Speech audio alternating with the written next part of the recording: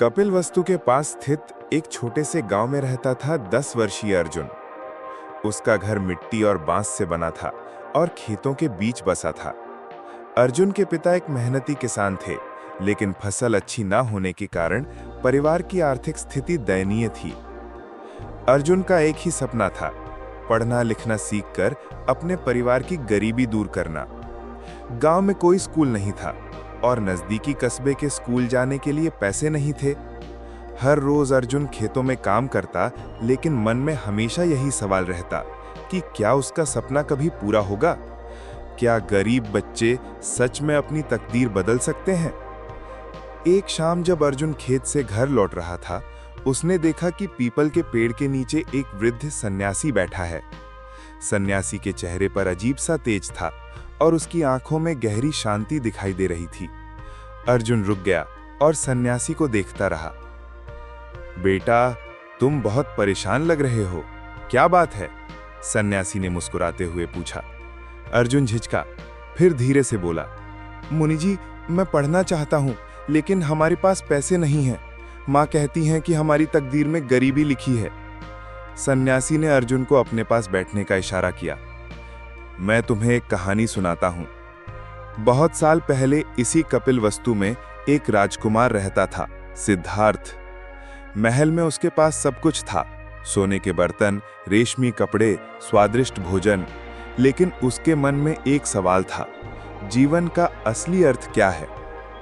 अर्जुन ने आंखें फैलाईं। राजकुमार को भी कोई समस्या थी? सन्यासी मुस्कुराया। हाँ बेटा, सिद्धार्थ ने देखा कि दुनिया में दुख है, बीमारी है, मृत्यु है। उसने सोचा कि केवल सुख सुविधाओं से जीवन का उद्देश्य पूरा नहीं होता।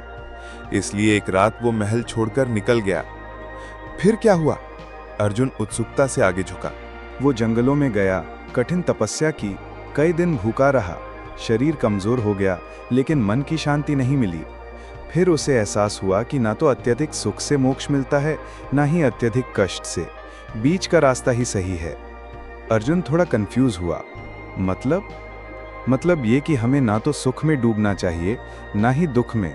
संतुलन बनाकर लगातार कोशिश करते रहना चाहिए। सिद्धार्थ ने एक बोधि वृक्ष के नीचे बैठकर गहरा ध्यान किया। दिनों तक बैठे रहे। आंधी आई, बारिश हुई, लेकिन उन्होंने हार नहीं मानी। और फिर अर्जुन की आंखें चमक रही थीं। फिर एक दिन उन्हें ज्ञान प्राप्त हुआ। वे बुद्ध बन गए। उन्होंने समझा कि हर इंसान अपनी तकदीर खुद बनाता है। ना तो जन्म से कोई छोटा होता है, ना बड़ा। जो व्यक्ति लगातार कोशिश करता रहता है, सही रास्ते पर चलता है, वो जरूर सफल होता है। अर्जुन ने सिर हिलाया। लेकिन मुनि जी, मैं तो एक गरीब किसान का बेटा हूँ। मेरे पास न किताबें हैं, न कलम। बुद्ध ने अर्जुन के सिर पर हाथ रखा। बेटा, जब मैंने कहा कि मैं तुम्हें कहानी सुनाता हूँ, तो मैंने ये नहीं बताया कि मैं कौन हूँ। मैं ही वो सिद्धार्थ हूँ जो बुद्ध बना। अर्जुन हैरान रह गया। आप बुद्ध हैं? हाँ बेटा, और मैं तुम्हें बताने आया हूँ कि तुम्हारा सपना भी पूरा हो सकता है, लेकिन केवल तभी जब तुम पूरी मेहनत करोगे। बुद्ध ने जमीन पर एक टहनी से अक्षर लिखे। देखो अर्जुन, ये अ है। तुम इसे जमीन पर लिखकर अभ्यास कर सकते हो।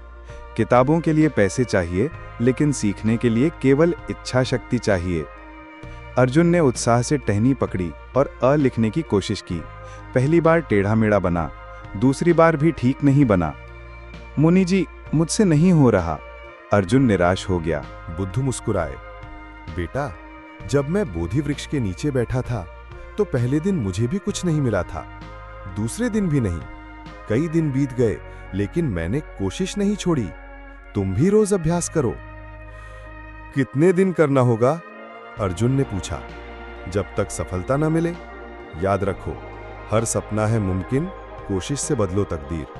ये केवल शब्द नहीं है, ये जीवन का सत्य है। अगले दिन से अर्जुन रोज खेत के काम के बाद पीपल के पेड़ के नीचे आकर लिखने का अभ्यास करने लगा। जमीन पर टहनी से अक्षर बनाता। कभी कभी बुद्ध भी वहां आ जाते और उसे नए अक्षर सिखाते। एक दिन अर्जुन का दोस्त राहुल वहां आया। अर्जुन, तू क्या कर रहा है? चल आम के बगीचे में खेलते हैं। मैं लिखना सीख रहा हूं, अर्जुन ने जवाब दिया। राहुल हंसा। अरे यार, हम गरीब लोगों के लिए ये सब नहीं है, ये अमीर लोगों का काम है। चल, व्यर्थ समय बर्बाद मत कर। अर्जुन के मन में शक आया, क्या सच में वो गलत काम कर रहा है? उसी शाम बुद्ध आए तो अर्जुन ने अपनी परेशानी बताई। बुद्ध ने कहा, बेटा, जब मैंने महल छोड़ा था तो लोगों ने कहा था कि मैं पागल हूं। जब मैं तपस्या कर रहा था तो लोगों ने कहा था कि मैं अपना जीवन बर्बाद कर रहा हूं, लेकिन मैंने अपने लक्ष्य से आंखें नहीं हटाईं। सुनो, मैं तुम्हें एक और बात बताता हूं। जब मैं बोधि वृक्ष के नीचे ध्यान कर रहा था तो मारा नाम का एक राक्षस आया। उसने मुझे डराने की कोशिश की, कहा कि तुम असफल हो जाओगे, तुम्हारे पास न शक्ति है न साधन। अर्जुन ने आंखें फैलाईं। फिर आपने क्या किया? मैंने धरती मां को साक्षी बनाया।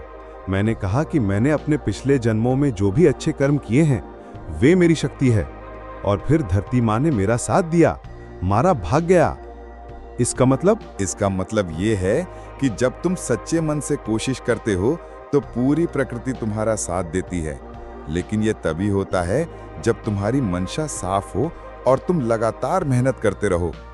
अर्जुन ने संकल्प किया कि वो किसी की बात में नहीं आएगा। महीनों बीत गए। अर्जुन रोज अभ्यास करता रहा। अब वो अक्षर अच्छे लिखने लगा था। बुद्ध ने उसे शब्द बनाना सिखाया, फिर वाक्य। एक दिन गांव का मुखिया आया। उसके पास कुछ कागजात थे जिन्हें समझना था। कोई पढ़ा लिखा आदमी है यहाँ? मुखिया ने पूछा। लोगों ने सिर हिलाया। साहब, हम सब अनपढ़ हैं। अर्जुन ने हिम्मत करके कहा, मैं कोशिश कर सकता हूं। लोग हैरान हुए, छोटा अर्जुन कैसे पढ़ सकता है? अर्जुन ने कागज लिया और धीरे धीरे पढ़ने लगा। थोड़ी मुश्किल हुई, लेकिन उसने मुख्य बातें समझा दी। मुखिया खुश हुआ। शाबाश बेटे, तुमने कहां से सीखा? अर्जुन ने बुद्ध की तरफ देखा, जो दूर खड़े मुस्कुरा रहे थे।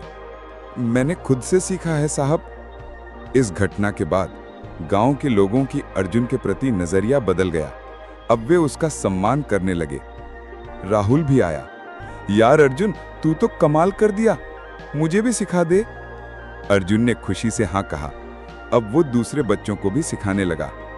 बुद्ध ने देखा और कहा, बेटा देखो कैसे तुम्हारी एक कोशिश से न केवल तुम्हारी तकदीर बदली, बल्कि पूरे गांव में शिक्षा की रोशनी फैली। लेकिन मुनि जी, मैं अभी भी गरीब हूं। मेरा असली सपना तो अपने परिवार की गरीबी दूर करना है। बुद्ध मुस्कुराए। धैर्य रखो बेटा, बीज बोने और फल आने में समय लगता है। कुछ महीने बाद पास के कस्बे से एक व्यापारी आया। उसे एक ऐसे व्यक्ति की जरूरत थी जो पढ़ लिख सके और उसके हिसाब किताब में मदद कर सके। लोगों ने अर्जुन का नाम सुझाया। व्यापारी ने अर्जुन से मिलकर उसकी परीक्षा ली। अर्जुन ने अच्छा प्रदर्शन किया। बेटा, तुम मेरे साथ काम करोगे, अच्छी तनख्वाह मिलेगी। अर्जुन की खुशी का ठिकाना नहीं था, लेकिन फिर उसे चिंता हुई। साहब, मैं तो अभी बच्चा हूं, क्या मैं ये काम कर पाऊंगा? व्यापारी ने कहा, बेटा, उम्र से काम नहीं चलता, काबिलियत से चलता है। तुमने अपनी मेहनत से जो सीखा है वो बहुत बड़ी बात है। अर्जुन ने काम शुरू किया। व्यापारी बहुत खुश था।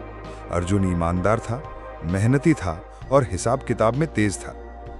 कुछ महीनों में अर्जुन की तनख्वाह बढ़ गई। अब वो अपने परिवार की मदद कर सकता था। पिता को खेती के लिए बीज खरीदने में दिक्कत नहीं हुई। मां को भी राहत मिली। एक शाम बुद्ध से मिलने गया तो बोला, मुनि जी, आपकी बात सच निकली। सच में कोशिश से तकदीर बदल जाती है। बुद्ध ने कहा, बेटा, ये तो अभी शुरुआत है। अभी तुमने अपनी व्यक्तिगत समस्या हल की है, लेकिन असली सफलता तब होगी जब तुम दूसरों की भी मदद करोगे। मुनि जी, मतलब? देखो बेटा, जब मुझे ज्ञान प्राप्त हुआ तो मैं चुप बैठ सकता था, लेकिन मैंने सोचा कि यह ज्ञान केवल मेरे लिए नहीं है। मैंने 45 साल तक लोगों को सिखाया। राजा हो या रंक, सबको एक ही नजर से देखा। अर्जुन ने सोचा, मैं क्या कर सकता हूं? तुम अपने गांव में एक स्कूल खोल सकते हो। जो बच्चे तुम्हारी तरह पढ़ना चाहते हैं लेकिन पैसे नहीं हैं, उन्हें मुफ्त शिक्षा दे सकते हो। अर्जुन की आंखें चमक उठी। हाँ मुनि जी, ये तो बहुत अच्छा विचार है, लेकिन इसके लिए और मेहनत करनी होगी। और पैसे भी चाहिए होंगे। मैं करूंगा मुनि जी, जैसे आपने कोशिश नहीं छोड़ी वैसे ही मैं भी नहीं छोड़ूंगा। अर्जुन ने व्यापारी साहब से बात की। व्यापारी को यह विचार अच्छा लगा। उन्होंने गांव में एक छोटा स्कूल खोलने में मदद की। अर्जुन ने दिन में व्यापारी के यहाँ काम किया और शाम को बच्चों को पढ़ाया।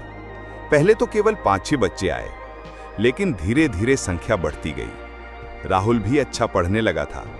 वो भी अर्जुन की मदद करने लगा। 1 साल बाद गांव के 30 बच्चे स्कूल आने लगे। यहाँ तक कि कुछ बड़े लोग भी शाम को आकर अक्षर सीखने लगे।